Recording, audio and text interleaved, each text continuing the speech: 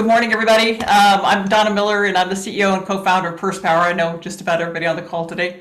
I'm so excited to have Sandra James with Private Eye Screening Group here today. Thank you for being here. Yeah, thank you for having me. Of course, of course. Okay, so we're in meeting format, guys, because people said that they wanted to have the opportunity to interact with each other more, and we also have a monthly networking event, so we'll go ahead and do brief introductions, and then I'm going to ask everybody to turn off their cameras and turn off their mics, and we'll just go ahead and do the interview. People have told me over and over how impressed they are with the guests that we have on the show, and I know Sandra's wonderful. We do tape our shows, and they're all on our website at Let's Share the Journey, the tab, and you can watch probably our prior 60 episodes. Our next networking session is on February 25th, and obviously, PursePower, we're working to help women use their massive purchasing power to drive positive change. We believe that if women who make 80% of all purchasing decisions would choose to buy from the companies that actively promote women, and we would do that in mass, that we could shatter glass ceilings and change lives. So that's what PursePower is trying to do. Okay, I'm going to go ahead and get this in a different format here. Let's go ahead and get started. So let me go ahead and introduce our guest. So Sandra is the CEO of the Private Eye Screening Group, and she is a very experienced and highly successful entrepreneur that I feel like we could really all learn a lot from. Hard work and long hours come naturally to Sandra, having spent her childhood waking every morning before dawn to milk the cows on her family's farm. It prepared her for life as an entrepreneur, and she opened her first business, a mortgage credit reporting company, in 1989. 10 years later, with increasing demand from clients for background checks, it led her to expand into the background screening world. In 2010, she expanded again, adding the subsidiary 4506 transcripts.com to meet the need for banks and financial institutions to verify income for borrowers through the Internal Revenue Service. Sandra has built Private Eyes into a global firm, and she attributes her success to remaining true to her core commitment, offering high quality, personalized, efficient customer service while continually adopting new technologies to meet her clients' needs. She is a passionate advocate for entrepreneurship, and she shares her expertise with other women business owners through WBENC. She also previously served on the WBENC Board and has been an active member of the Board of Directors of WBENC-Pacific for over a decade. So that's Sandra. Thank you so much. Okay, everybody, I'm letting some more people in here. Okay, let's go ahead and begin. For some reason, I'm not seeing you on the screen. Jennifer, would you mute yourself just in case? Looks like you are muted. Okay, Sandra, I'm not seeing your face. I hope this works out okay. All right, let me go ahead and start asking the questions. All right, so to begin, we want to get to know you, Sandra. How did you decide to become an entrepreneur? And please give us a little bit of your backstory, if you would. Well, so how far back? So you know what? I worked for someone, and I wanted to get into sales, and so they moved me to Phoenix, and then the company I was working for had me start managing because I had an executive suite there, and so I was managing and doing sales, and then I went to work for another company and I was doing the same thing, and it was actually some of my clients that said, you should open your own company. And at the time I was like, I don't have any money. I don't have credit. I don't have money. What am I going to do? And so, but then one of I was working for two people that were partners, two men, and they weren't very happy in their relationship. And so one was married and one was ready to retire, right? So they were different paths at the different points in their career, right? And so the person I was working for, I told him I wanted to open my own company, and he and his wife actually lent me $10,000. And that's how I started my first business. And so that was in 1989 in Phoenix, Arizona. And I rented it looked like a red house. It was on Central Avenue in Phoenix. And I rented a little office there. And I hired my first employee, and that was in 1989. And so from that $10,000, I've turned that into millions of dollars over the last decade. And I'm so grateful that they were able to give me that start and help me that first year while I was getting started. That is tremendous. That's wonderful. All right. So you are highly successful. You've managed to build a great business globally. I want to hear about kind of the challenges you faced along the way, how you overcame them, and then if there's anything you wish you would have known at the beginning, what would that be? Oh, there's been so many challenges, right? I mean, we were talking earlier about the things that we wish we knew when we were younger. So the biggest thing that I would say that I wish I knew is that I wish that I would have hired people that were better at the things that I didn't know or wasn't as comfortable doing. So I'm a person who loves to do sales. I love to have the vision of the company, and I love people. So loving people and doing sales is not always good for hiring people. So, because I used to think anybody could do this job and I could train them. And now we have all these processes in place and everything. And I have people that do that part for me. And we have much better retention and we get the right people for the right job. So yeah, I would say hiring people that are better than you in the areas that you're not strong in is really critical to making your business successful. And it makes life so much easier. And I wish I knew that when I was younger. Right. I think a lot of young people coming up think they've got to be able to do it all. And in reality, you need to get people that have the skills you don't, right? To your point. Yes. And most businesses are going to grow, are going to be more scalable if you have a team in place. And so, I used to, when I started my business, I would do sales during the day, I would do the work at night, and I would have less team members than I really needed, right? When I was much younger. And now I have a great team and they handle everything. And, I'm able to do the pieces that I really love. And then I'm able to be the cheerleader for my team of, tell them how great they are because they really are. They do a fantastic job. Yeah, very good. Very good. All right. So you're a nationally renowned expert on background screenings. And what are the top things that you find cause the most headaches for employers? Well, I think today, when I started Privatized over 22 years ago, a lot of companies, when I would call companies, they'd say, we hire people we know. We don't have any issues, right? And I would say, well, when you have an issue, call me. I'll still be here, right? And sooner or later, everybody did. Today, background checks are a very critical part. Whether you have 100,000 employees or you have 10 employees, it's really important to know who you're hiring, and you're going to have better retention when you do that, and you're going to have less issues. So, I have one customer that's used us since one of my first customers is still using us today, and they've grown significantly over the years. But I asked them back in like 2016 or 17, I said, why do you use Privatize? I mean, we have a great relationship, but they've had changes over the years and we still have a great relationship. But I said, why do you use Privatize? And they said, when we started working with you, we had 121 cases for workplace violence, unemployment issues, all of these different security cases that we were investigating. In 2016, we had 2. And we say that that's because we've partnered with Privatize to build the background screening program and continue to enhance it. And then the way we manage it to make sure that we don't hire people that have things that put them outside the qualifications we're looking for. So we have better culture, and we have saved hundreds of thousands of dollars over the years of using the service. And they compare us to our competitors, and we consistently outshine them. So, that's what's really important. Whether you have 10 employees or you have 100,000 employees, you really need to do the due diligence to know who you're hiring.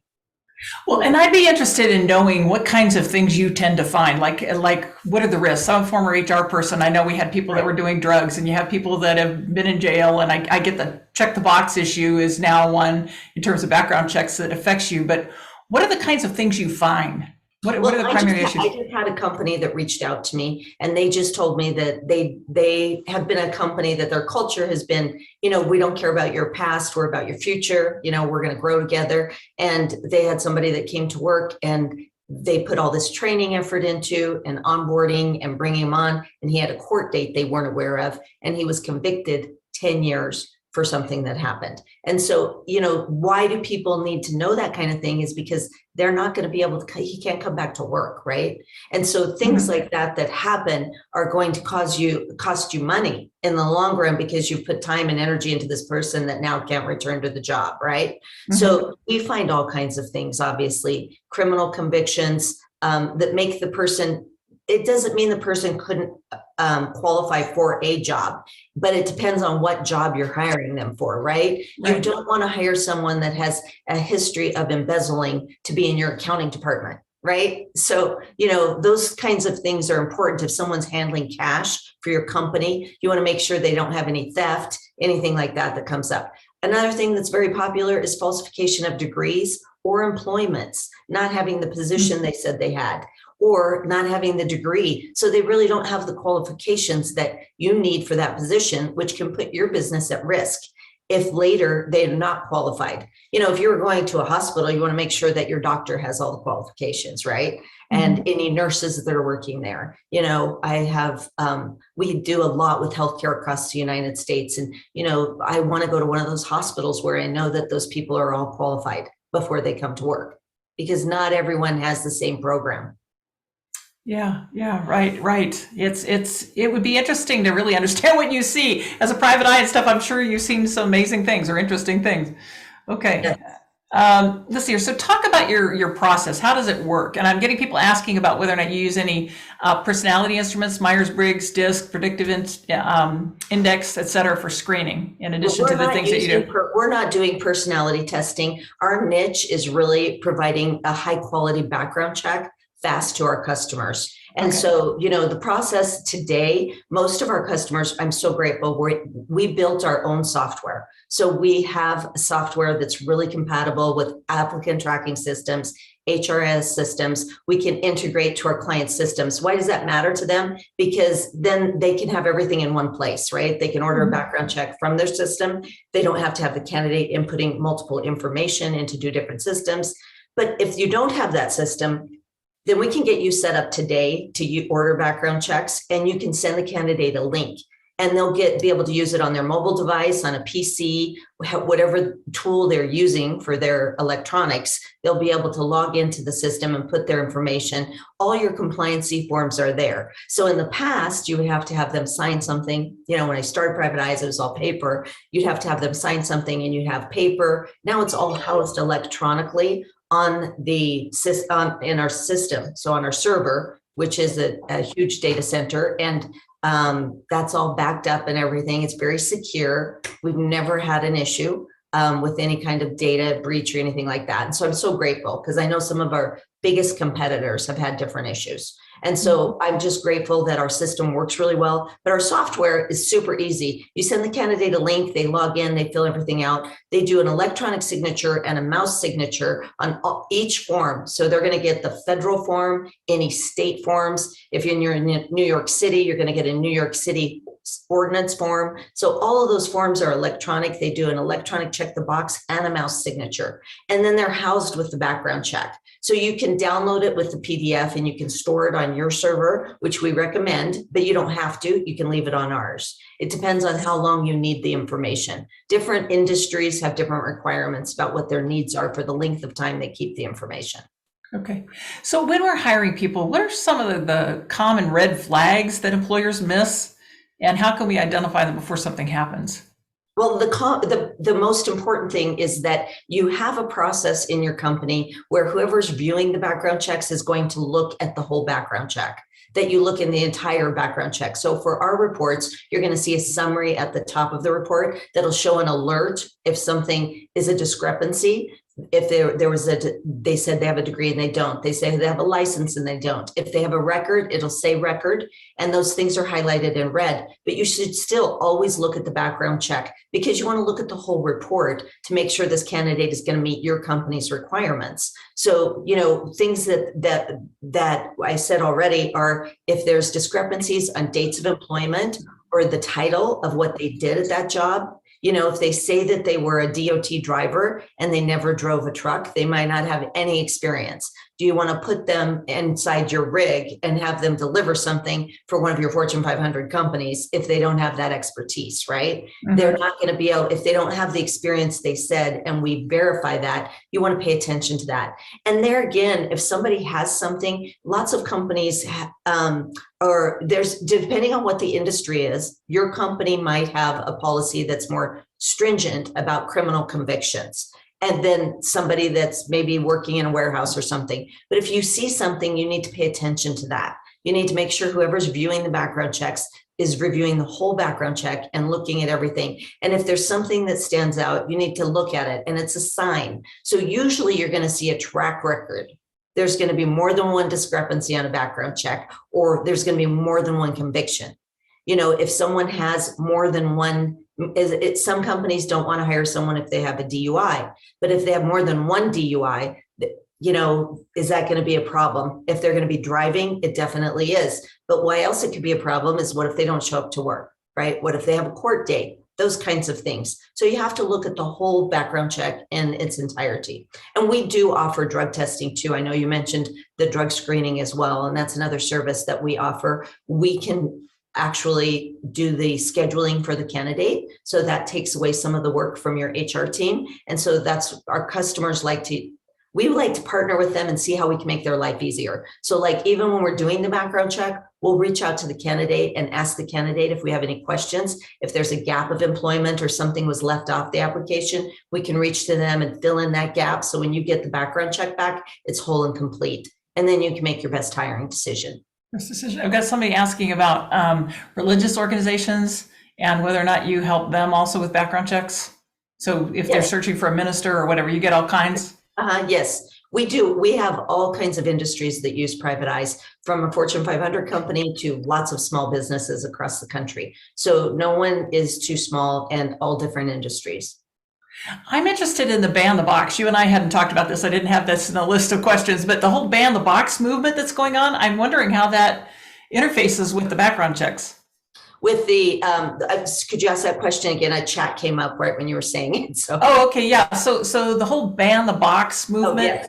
And I was trying to figure out how that aligned with the background checks. I was going, okay, I wonder how you reconcile that. Well, yes. So 22 years ago, I remember someone telling me that they only did background checks on the people that said yes to having a criminal conviction, that checked that box.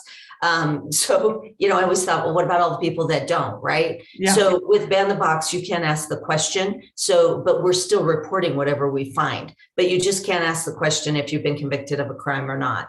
And in some states, there's different regulations about what's reportable and not. For California, for example, it's a 7-year state. So there's several states that you can only report convictions within the last 7 years. If the punishment brings it into the 7 years, then we can report it. But say they have jail time. So the crime happened 10 years ago, but they have to spend 5 years in prison, and they're still in prison when it comes into the 7 years, it's reportable. If they're on probation, it's not reportable. So there's state guidelines and there's federal guidelines, and we follow all of those to make sure the information you're getting is correct.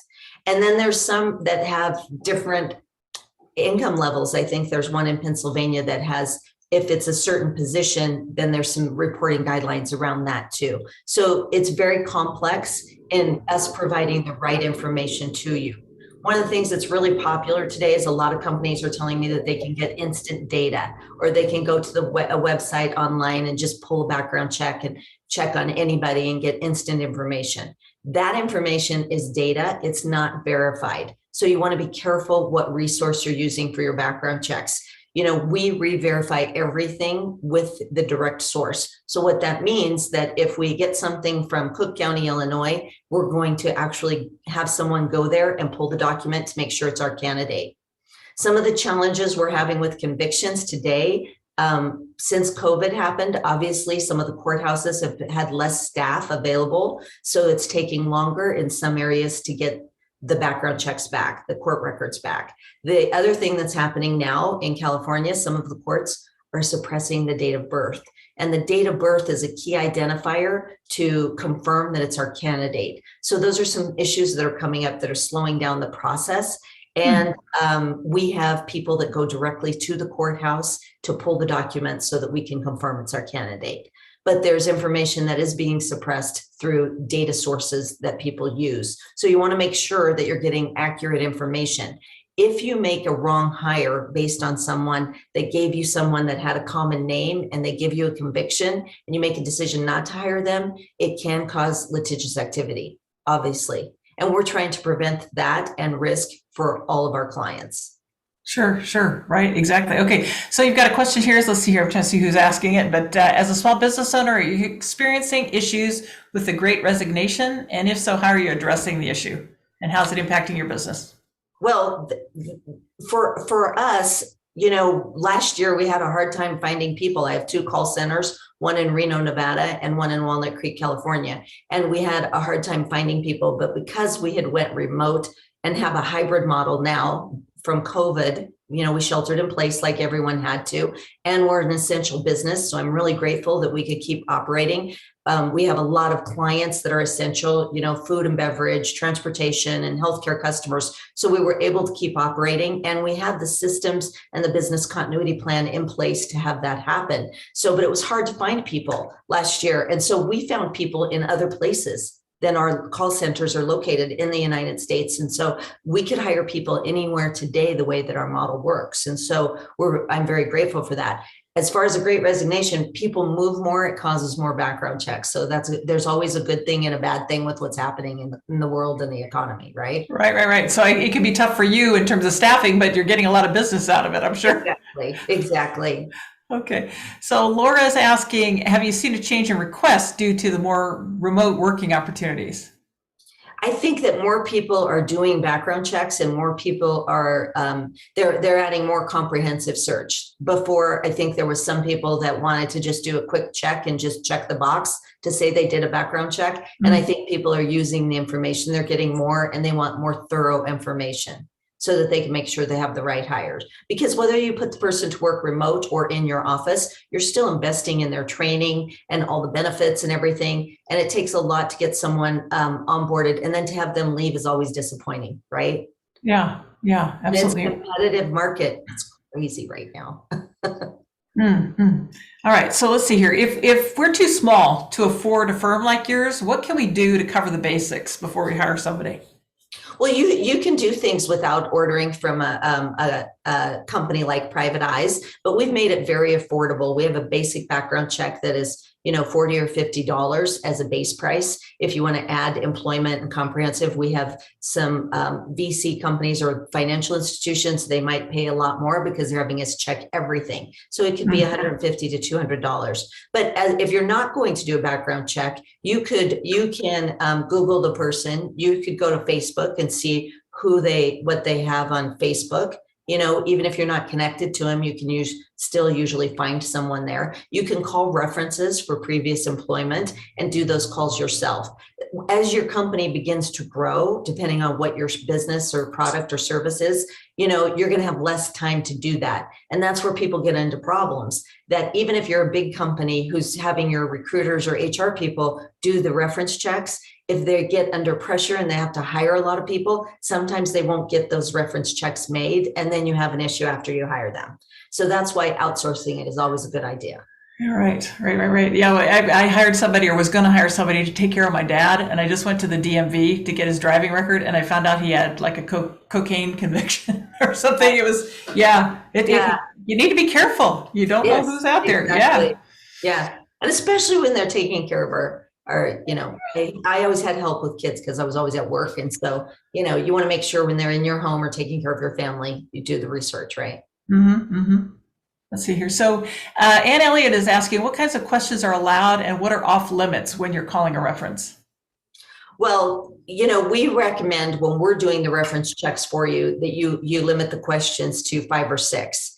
And, we ask basic questions like, have you known the person to be violent at work or ever to have any kind of conflict at work, and how did they handle it? Things like that. So you can ask whatever you want. It just depends on what you're going to get back. In our experience for references, we had one company that had us do 20 questions, and that the people weren't very responsive, whether we emailed them or called them. They were didn't have time for that. So when we narrowed it down to 5 or 6, we got fast responses, and we could still turn things around very quickly for our customer. So you can ask the questions. It's just a matter of whether you're going to get the response or not. And anything that gets put on a background check, so whatever a reference will say, the candidate has the option to see. When we complete a background check, the candidate can always ask for a copy of it. So whatever we get from a reference, if they say something negative, then we aren't going to modify that at all. We're going to put exactly what we're told. So if someone says, this person stole from me, which, a smaller business might say something like that. And then if they do, and the candidate sees it, it can be a lawsuit, right? So Right. that's why people are wanting to give less and less information on the employment verifications. More and more companies are using automated systems to provide the data back to us and things, but it's still about 30% are automated systems. The rest we do manually. But still, even every business owner, none of us want to be in any litigious activity, right? It just takes energy and, it's focus away from our goal, right? So none of us want that. So, but that's why it's harder to get information on references, because nobody wants to be in that situation where they say something. But if someone says they're not available for rehire, pay attention to that. That's one of the things that I see all the time is they go, well, they weren't going to hire him, but why? I have had lots of employees over 3 decades, and there's people that could call me that worked for me 10 years ago, and I would still give them a raving reference today because they did a fantastic job for me. They left on good terms. They were moving on in their life. I was happy for them. And there's other people that were not accountable or responsible, and I wouldn't give them a reference, or I would say they're not available for rehire. That's a sign, right? Because if you have a no rehire policy, lots of companies would look at bringing you back if you were a superstar, right? Yeah. So Well, and the other thing is, if former HR person, I'm going, okay, you're protecting the company by doing the process. I know it's rough to give information, and I know a lot of HR departments give everybody direction not to respond, right? Or that it all goes through HR. But at least you can say, yes, we did a background check, trying to keep our employees safe. Yes. The other thing I would say to anyone that's in business too is if you do have a situation with someone at work, whether they become violent towards someone at work, I mean, obviously those are opportunities where you want to call the police in if something happens. But if someone embezzles something or uses something inappropriate, it's really important that as a business owner that you take the time to report them and to file a case against that person, because that's going to help the next employer. What happens with a lot of like a small embezzlement amounts or theft at work, people don't take the time to report it. And then that person doesn't have any conviction on their record. And so then it doesn't show up later, and they just continue to do it because they got away with it. So they might have lost their job, but they go and get another job and then they do the same thing. So it's really important. People always say, I just let it go. It takes too much time, but it's really important that people do that because it protects the next person that they go to work for. Yeah. Fair enough. Okay, Susan Cheers is asking, one part of my work is pursuing trademark and copyright infringers who appear online but have no contact information that can be obtained with Google searches. Does your firm do research in this area, or is it more work for detectives? Well, actually, I'm a licensed private investigator in 3 states. And so if there's information that you need to find someone or something, that is a service that we help with. So that's something that we can support someone with. You're the only private eye I've ever met in my life. That's such an interesting career to me. I know, right? You know what? That's a great story about what I got. I thought that the name, so I have a great story. I mean, it's a long story, guys, but just to give you a little bit, I sold my business in Phoenix, Arizona. I'd started doing background checks and I sold that business.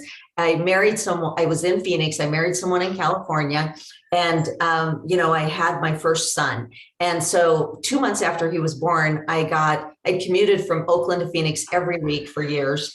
And when I was pregnant, everybody's like, how are you going to do this? And I was like, anybody can put a ball in his mouth, right? I'd never had a child before. I didn't know I was going to want to do it. And so I was like, I'm just going to have this baby, keep doing everything.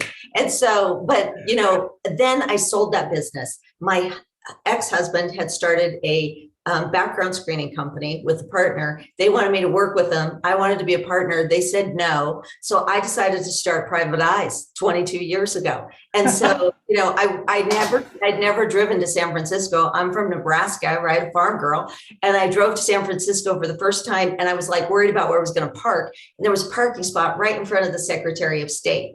And in front of the Secretary, I went in, 10 minutes later, Private Eyes was born, right? Wow. And so, but the name Private Eyes in California, all the PIs in California used to put complaints to the Secretary of State against Private Eyes, saying that I was representing that I was a private eye. And I just thought it was a fun name. And I thought, back then I had Daryl Hall and John Oates, Private Eyes Were Watching You was my old music, right? Till I couldn't take it anymore. Then we changed it. And so, but It's such a great story because then they put these complaints against me. So I just finally got my private investigator license. Now it's a requirement in the state of Nevada in order to do background checks that I have the Nevada PI license. And then I have a large healthcare system in Tennessee that uses us, and they asked me to do it there too. So, it's expanded over the years, but it's just funny because I never intended to be a private investigator. It's just how sometimes things get started and then they work out.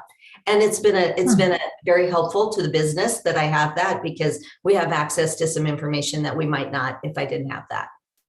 Well, it's interesting. Again, as a former HR person, I'd get a private eye to go investigate workers' comp fraud in particular. Yes. So do you get that kind of call, or is that in your bailiwick? Kind of calls, like sometimes people say, this person said that they have brain damage, or they can never use their arm again, or something like that. And then we will have someone go out and follow them, and they'll show them playing basketball or something, Yeah. Our guy was jet skiing. Yeah, exactly. Right. So those things that they do. Yeah. Then you see them climbing ladders and water skiing, right? Yes. All those kind of things. Or they say they have permanent brain damage and they're driving a car and going to the movie and stuff. So, there's just all kinds of things we've seen, right? Okay. Yeah, absolutely. Oh, yeah, somebody else is talking about climbing ladders. Okay, let's see here. So what are the biggest implications you see of coronavirus and what's going on with the hybrid work environment? What kind of complications does it cause for employers? How does it fit into your business? Well, I think when we sheltered in place originally, I think it was shocking to everyone, right? And then we found out that we could do business a different way. And we were forced to do it a different way, but we found out that it works. And so it's so interesting because my son just graduated from college with his master's. And so he just got a full-time job last year. And the first job he got offered was in Livermore, California. And I thought it was a great package. And as a proud mom, I was like, you have to take this job. It's everything that I envisioned for you. And he's like, no, because I'm going to go across country with my girlfriend and I'm going to work remote. And we're going to stay in all these different cities because I've never lived in different cities. And I want to check them out and see where I want to live. And I could do it remote. And so he did find a job that he's working remote. And she was already working remote. They did go cross country and stay in 10 different cities and stayed in Airbnbs. And so and it was like an aha moment for me because I have got up and went to work for decades.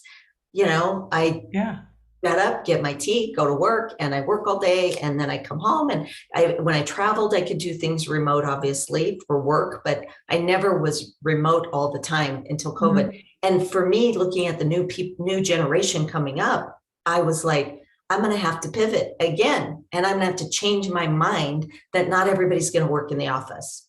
And so we downsized our California office. I own the building in Reno, and in Reno, people are like 10 to 15 minutes from the office. So it's not the same kind of commute today for them as it is in California. Some people were commuting an hour and a half to get to work with traffic before COVID. Now they're not doing that anymore. They're working, they're remote. So I think that I just had to change my mind again. And I was like, how many times have you had to change your mind to keep your business sustainable over the decades, right? And so it's the same thing about a remote workforce. I think today we can do business with anyone in the world. And today we can do business, we can hire people anywhere in the world. And I think that changes borders and it changes a lot of things. And I think that's probably, I don't think we're going back. I don't think that, when I drive to my office in Walnut Creek, California, I go down Ignacio Valley Road and it's all vacant buildings. You see these buildings were full of people, 5 years ago, and now it's office building. I think they should turn it into condos. We need more living area in the Bay Area, right? So that's what I would do if I owned those office buildings. I don't think people are going back for what they don't have to. I think there's certain businesses where you're going to have to go to work, right? You're going to go to a restaurant. If you work in the restaurant business, food industry, I still want to go out to eat. I haven't cooked in a long time. My husband likes to cook. I'm still going to go to restaurants. So we still need people to do that. There's still going to be people in warehouses. Amazon has to have somebody ship to us because now we don't have to go to the store anymore, right? Right. Things are changing. And I think COVID accelerated it. And I think that we're not going back. And I think that it's just an adjustment. Yeah, boy, isn't it? I mean, it's great in a lot of ways, but it's really different. And I think we don't know what the future holds. Right, exactly. Okay, let's see here. I wanted to hear about any best practices that you would recommend for all of us, and then I'm going to get everybody back on camera and we can ask any further questions. But do you have any best practices for us as employers? Well, a best practice, obviously, I'm going to say, I think that you should have a pre-employment screening program of some kind. Even if you're doing a basic background check. I think that we've seen from clients' feedback over and over how it eliminates risk at work for you. And so I think that that's important. But I think there's other things you can do as well. You mentioned personality test at the beginning. That's another thing. I think that, when 22 years ago or 30 years ago, I didn't test people to see what their skills were on the computer. I hired people based on personality, which we still look at personality because we're about customer service with the human touch. So we have to have somebody that really is going to be passionate about that. But they have to have the skills too. We're a tech company that provides a service of background checks. So they need to be technical. They need to be able to work with different systems and everything. So I think testing is important to verify the skills if you're not doing some type of background check or personality test or something else. But I think that those tools are good tools and they're not that expensive. When you think about, even if you hire an hourly employee, the amount of time and energy you put into that, if you spend a few $100s even before you bring them on board, you could save yourself a $30,000 mistake, regardless of where you're at in the United States, right? So, or more in certain areas. So I think it's important to do pre-qualification as a best practice, whether you do it yourself or you outsource it. Well, and we used to estimate that the cost of a bad hire was about an annual salary. Yeah. If all the training and opportunity costs and everything you went through to get them, right. Yeah, you can really waste a lot of money on a bad hire. Right. Exactly. Okay. All right, everybody, why don't you go ahead and put your cameras back on, put your mics back on. We'll finalize any questions you have. Then I want you to do a summary and I'll ask you those questions and then we'll close up the program. So go ahead and take yourself off mute and take yourself off a blank canvas here. Okay. All right. What other questions do you guys have for Sandra?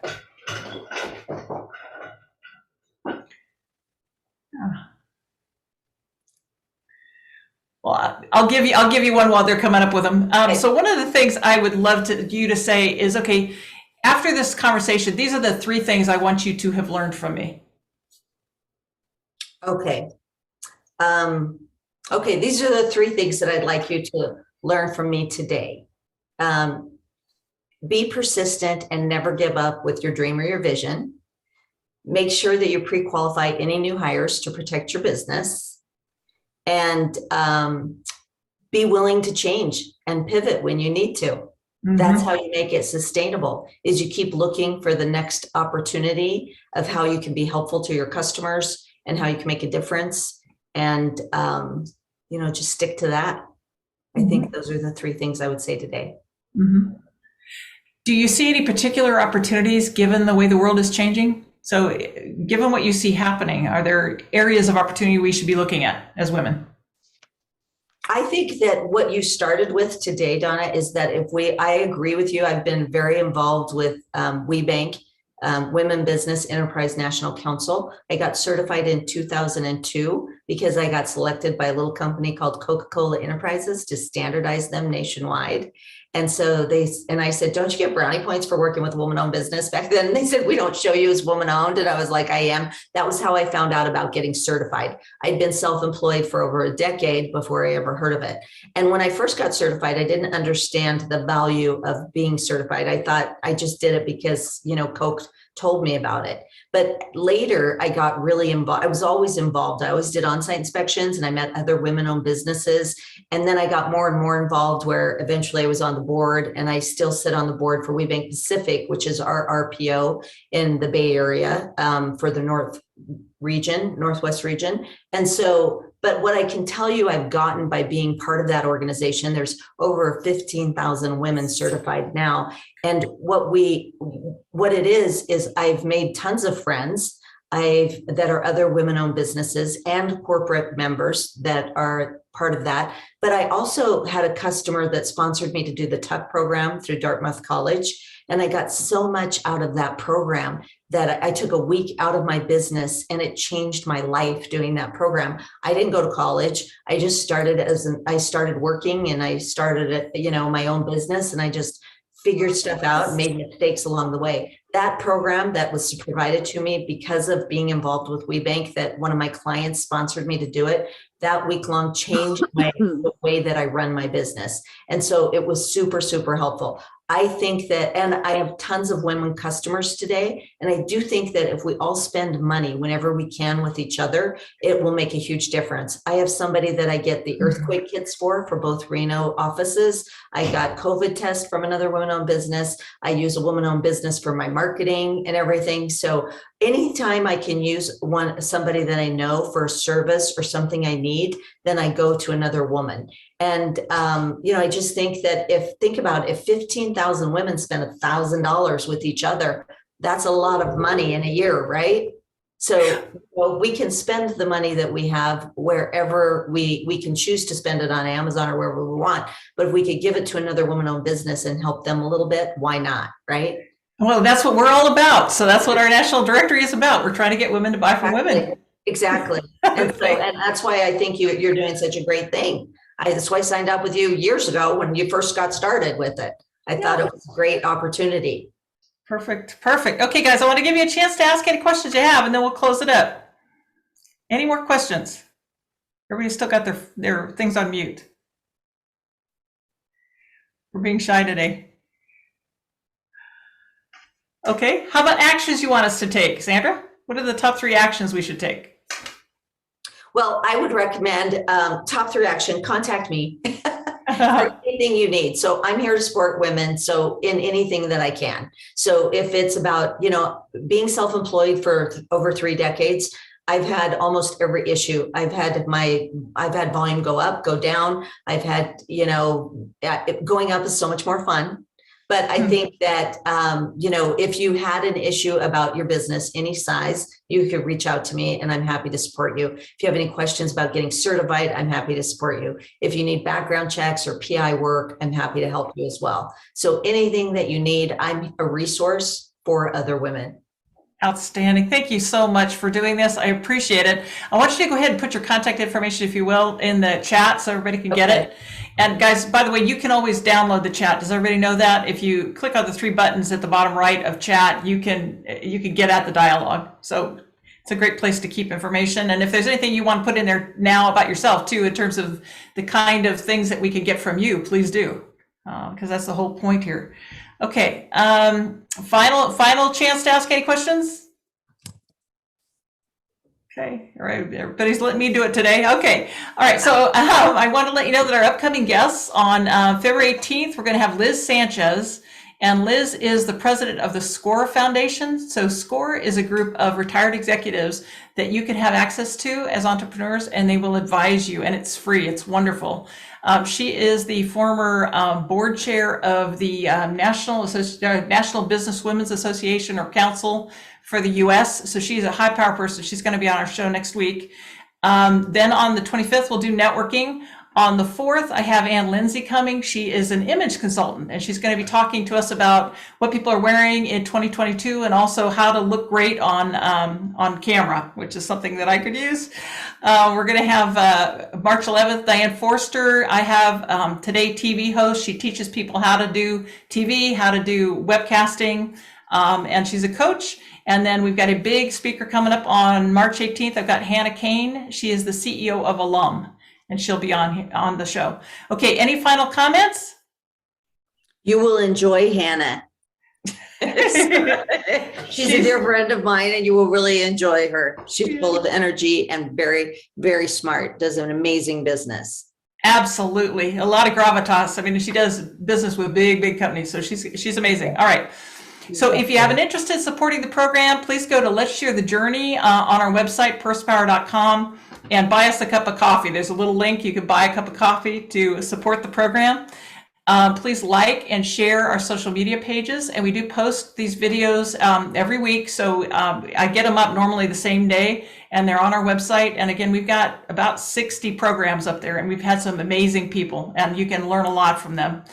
Like and share our social media pages. Please tell your friends about the program, and it's every Friday at 10. I hope you bring your friends, and I am actually ending earlier than I meant to. Okay, anything for you? Any final comments from any of you? Okay, you guys are quiet Hi, this today. is Susan. Just thank you very much. Oh, yeah. Thank you. Thank you for It's being been here, great. guys. Thank you.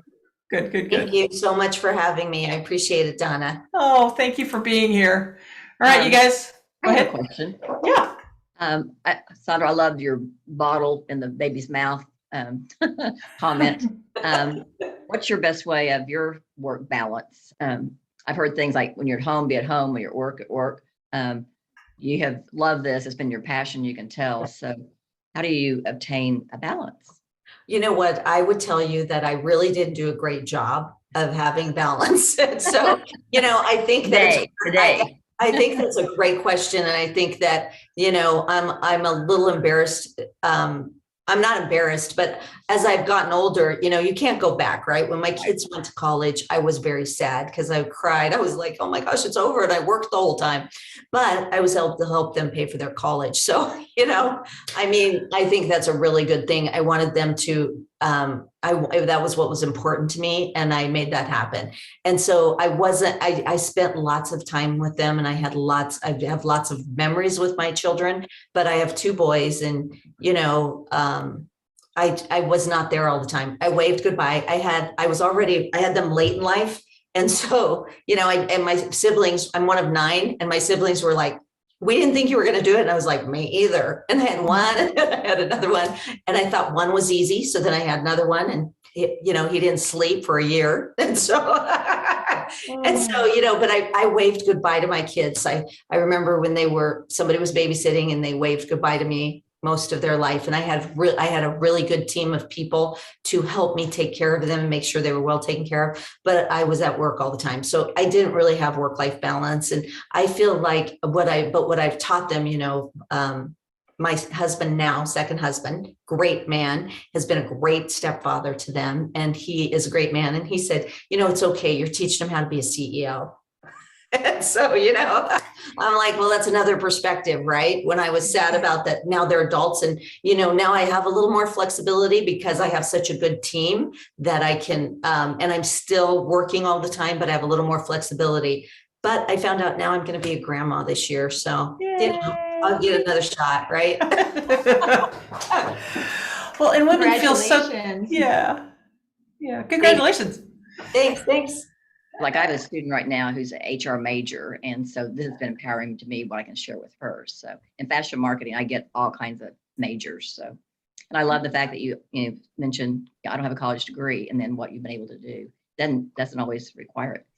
Yeah. I think that, it was what I thought a college degree when I look back. And I think that what I see from some of my counterparts today that have that, I think that they have a network that they started with. And I didn't have a network when I started, and I didn't have some of the skills that I needed. But I am, I have a lot of courage and a lot of optimism. And so, and I'm willing to go for it still today. So Yeah. yeah, I just saw something. It's just that I think I saw something on a Facebook feed. It said, I'm not too old and it's not too late. And I was like, that's true, right? It's never too late, right? You think about Kentucky Fried Chicken. He didn't start that till what? He was 60 or 70. So, and look, people still love that. So I'm here because I like to be a lifelong learner, and that's what it's all about. Yes.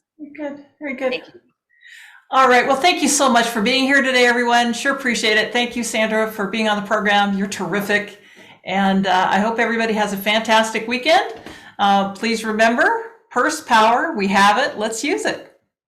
Thanks, Donna. Thank you. Hope to see you guys next Friday. Take care. Bye. Bye.